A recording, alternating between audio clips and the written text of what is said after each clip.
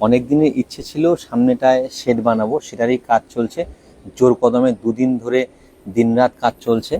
তো স্ট্রাকচারের কাজ অলমোস্ট শেষের দিকে, এখন পাইপলাইনের কাজ চলছে। দেখতেই পাচ্ছেন স্ট্রাকচারের কাজ কমপ্লিট। আপনাদের বাইক এবং চার চাকাগুলো এখন কিছুটা সুরক্ষিত হবে এখানে এনে রাখলে। তো দেখছেন পাইপের কাজ চলছে।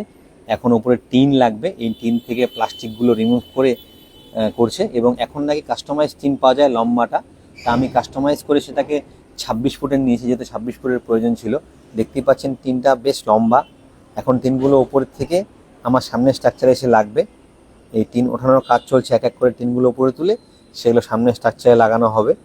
বেশ লম্বা থাকার দরুন কাজ করতে বেশ কষ্টই হচ্ছিল, কিন্তু দাদারা এবং ভাইরা মিলে খুব সুন্দরভাবে কাজটি সুসম্পন্ন করেছে।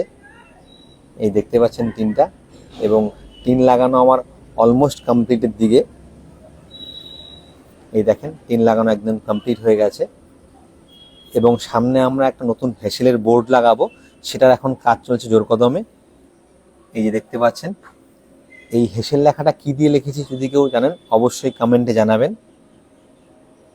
সেটা সেটিং চলছে এখন সুন্দর করে, এবং সেটিং অলমোস্ট শেষের দিকে। আমাদের এগুলো করতে করতে রাত হয়ে গেল বেশ আর কি।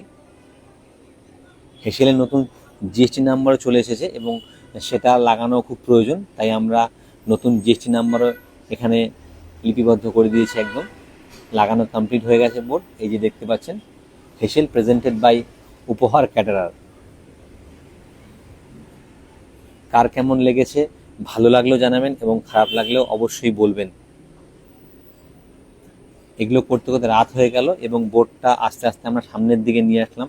কে কে আমার এই নতুন বোর্ডটা দেখেছেন অবশ্যই কমেন্টে জানাবেন, এবং সময় সুযোগ মিললে অবশ্যই হেসেলে একবার আসবেন।